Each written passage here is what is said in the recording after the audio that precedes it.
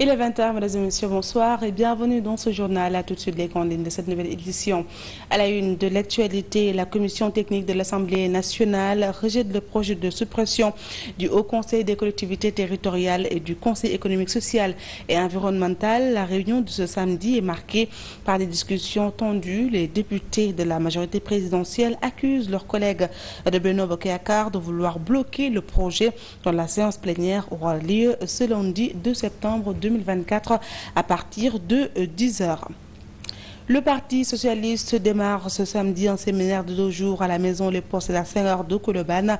Aminata Mbengue Ndiaye, secrétaire général du Parti socialiste, a annoncé ce samedi, lors de cette rencontre du bureau politique du PS, le lancement imminent de tournées régionales et a présenté un plan d'action pour dynamiser la maison du parti.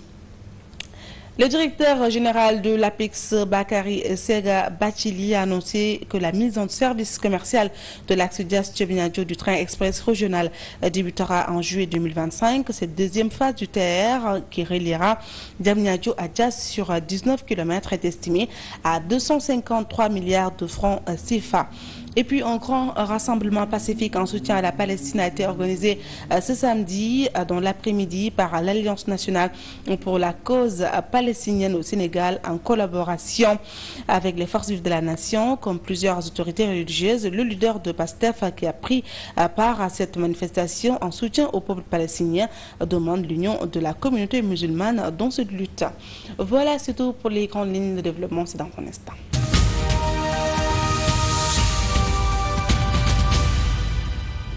Merci de rester fidèle à cette TV. Le projet de loi portant modification de la Constitution pour la suppression du Haut Conseil des collectivités territoriales et du Conseil économique, social et environnemental conformément a été donc examiné aujourd'hui par la Commission des lois de la décentralisation et des droits humains. Le projet de loi a été rejeté par la Commission. Après le vote, à la suite de ces discussions en commission, les députés sont convoqués en séance plénière pour le 2 septembre 2024 à partir de 10h. Compte rendu, Moudou Conti. C'est un autre acte du processus parlementaire vers le vote du projet de loi portant modification de la Constitution visant la suppression du Haut Conseil des collectivités territoriales et du Conseil économique, social et environnemental. Après la réunion du bureau de l'Assemblée nationale et l'ouverture officielle de la session extraordinaire, la Commission des lois, de la décentralisation, du travail et des droits humains se charge du dossier. En principe, aucune affaire ne peut être soumise aux délibérations de l'Assemblée nationale sans avoir au préalable fait l'objet d'un rapport de la commission compétente au fond, à l'exception des questions orales et des questions d'actualité, des questions écrites et à titre exceptionnel de toute affaire dont il n'est pas nécessaire qu'une commission ait à connaître. Ainsi, pour ce projet de modification de la Constitution, la commission des lois est naturellement celle compétente pour en dresser un rapport après examen. Saisie par la conférence des présidents, la commission s'est réunie en séance tenante sur la convocation de son président Moussa Diakhaté pour l'examen du dit projet de loi. Une série de questions-réponses avec le représentant du gouvernement sur les contours du projet de loi introduit par le président de la République Bassirou Diomaye Diakhar Faye. À la suite de ces discussions en commission, un rapport est rédigé, lequel sera distribué aux députés au moins 24 heures avant la séance plénière prévue le lundi 2 septembre 2024. Lors de cette session, le sort de ces deux institutions sera connu. Suite à ce rejet, le député Ayib Daffé, membre du groupe Yewwi Askan Wi, a exprimé son mécontentement sur sa page Facebook. Il a dénoncé le blocage des députés de Benno Bokk Yakaar. Il a affirmé que ceux-ci mènent un combat d'arrière-garde pour la survie des gâteaux institutionnels présidés par leurs collègues de coalition Aminata Mbengue Ndiaye et Abdoulaye Daouda Diallo. Le député et président du groupe parlementaire de Yewwi Askan Wi a accusé ses collègues de résister à toute réduction des dépenses publiques. Un bref tour, Aminata Mbengue Ndiaye, secrétaire général du Parti socialiste, a annoncé ce samedi lors du séminaire du bureau politique du PS, le lancement imminent de tournées régionales et à présenter un plan d'action pour dynamiser la maison du parti. Je vous proposerai le cadre, le calendrier, les termes de référence de cette activité fondamentale au prochain secrétariat exécutif national, d'autant que cette activité est revenue de manière récurrente, même lors du dernier séminaire. Il faut y aller maintenant, a-t-elle ajouté. Et puis le directeur général de l'APEX, Bakary Sega Bachili, a annoncé que la mise en service commercial de l'axe Diamniadio-Diass du train express régional débutera en juillet 2025. Cette deuxième phase du TR qui reliera Diamniadio à Diass sur 19 km est estimée à 253 milliards de francs CFA.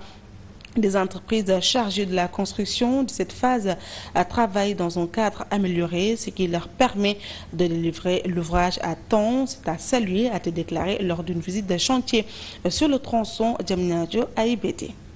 Dans le cadre de la célébration de ses 50 ans d'existence, l'Association des juristes sénégalaises a organisé ce samedi une journée de don de sang au niveau du CNTS, améliorer la santé maternelle et infantile.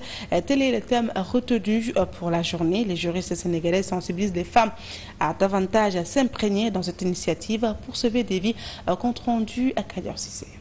Selon des statistiques du Centre national de transfusion sanguine et de l'Organisation mondiale de la santé, au Sénégal, les banques de sang ont besoin d'être approvisionnées. L'Association des juristes sénégalaises, sensible à la cause, apporte sa contribution. Sur une norme, normalement une norme de 10 donneurs pour 1000 habitants, le Sénégal est à 6 donneurs et donc c'est largement insuffisant. Le don de sang est important pendant les périodes de grossesse, pendant les périodes d'accouchement et souvent il arrive des accidents où les femmes ont besoin de sang. Le besoin de sang est permanent dans la prise en charge de la santé sexuelle et reproductive de la femme. Pourtant, au niveau des centres de transfusion sanguine, les donneurs de sang sont composés de plus d'hommes que de femmes.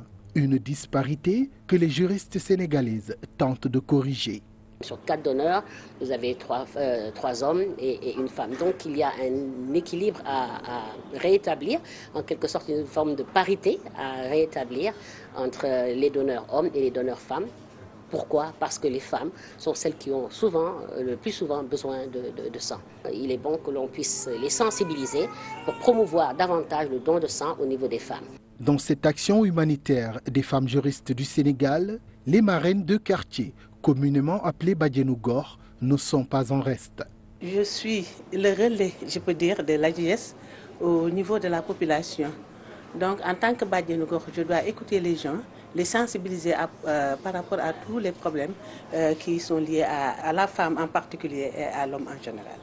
Cette journée de don de sang, axée sur le thème « Améliorer la santé maternelle et infantile », entre dans le cadre de la célébration des 50 ans d'existence de l'AJS.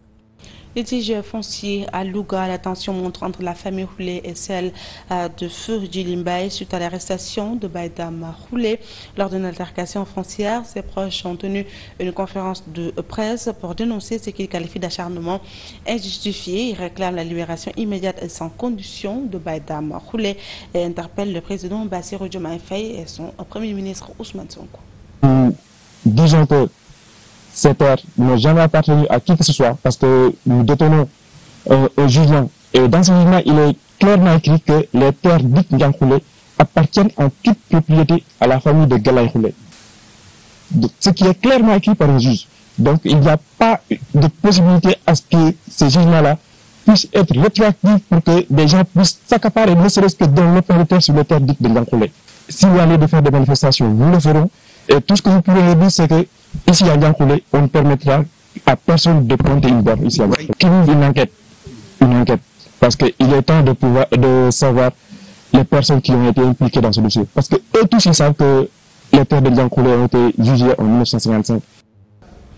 Une étude menée par le ministère de la Santé et de l'Action sociale en collaboration avec la GIGA a décelé des manquements dans la gestion des stages dans les structures sanitaires du pays et pour y remédier, un atelier sur l'amélioration de la qualité des stages cliniques des infirmiers et des sages-femmes a été organisé au Centre national C4 de Thiaroye. L'objectif était de sensibiliser donc le personnel des établissements sanitaires sur la nécessité de bien encadrer les stagiaires.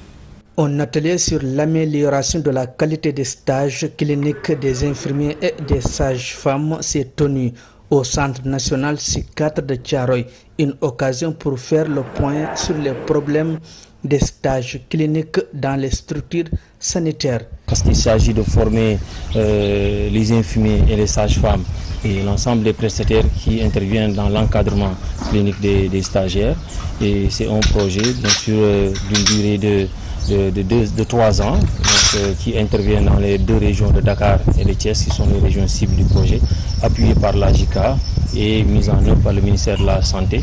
L'encadrement des stagiaires dans la pratique attire l'attention. On trouve cet atelier vraiment très intéressant parce que la majorité des infirmiers et sages-femmes ont été formés par l'approche par objectif.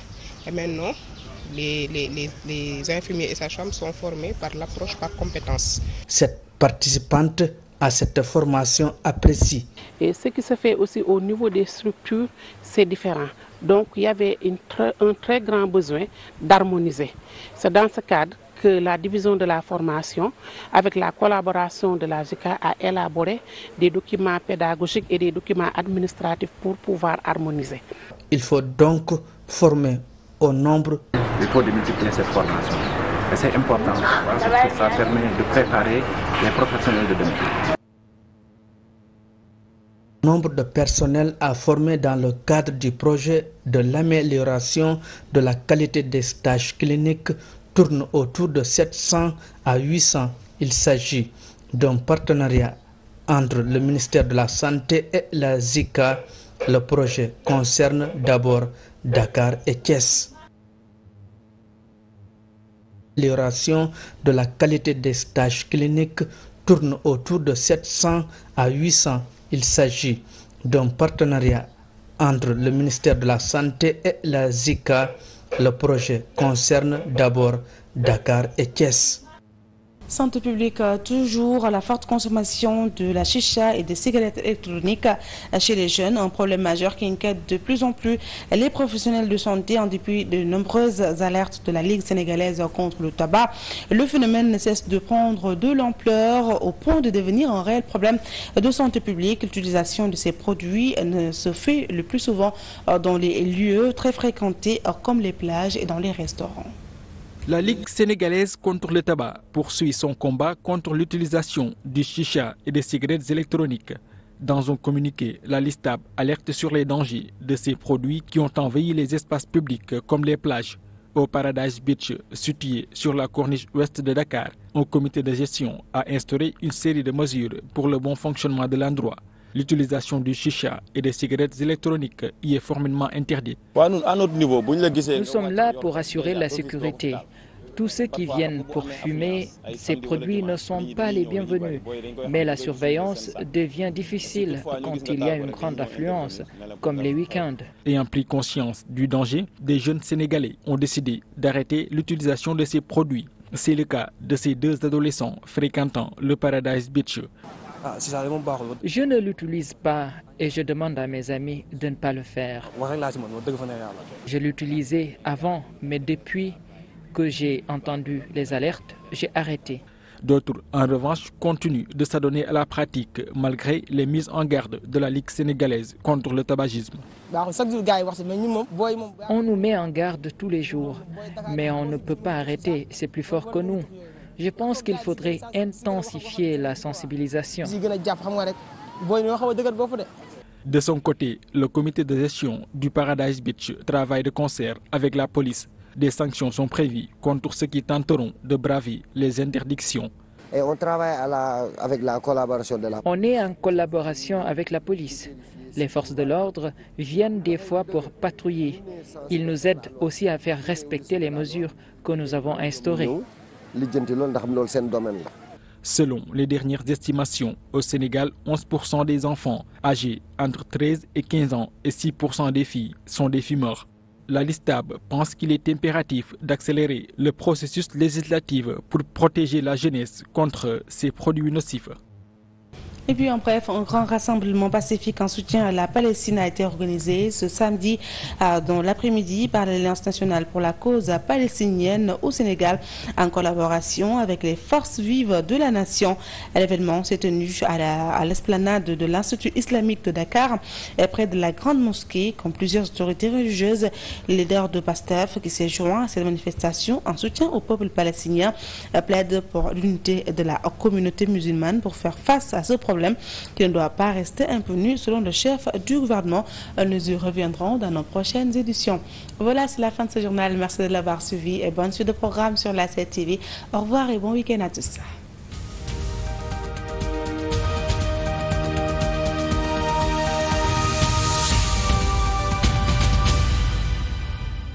Cette TV, votre chaîne préférée, vous suit partout et vous pouvez la suivre presque sur toutes les plateformes. Sur la TNT, cette TV est au canal 10. Sur le bouquet Canal+, votre chaîne de tous les événements est au canal 218. Cette TV est également disponible sur le bouquet orange de la TVO au canal 10. Cette TV, la télé qui nous ressemble et nous rassemble.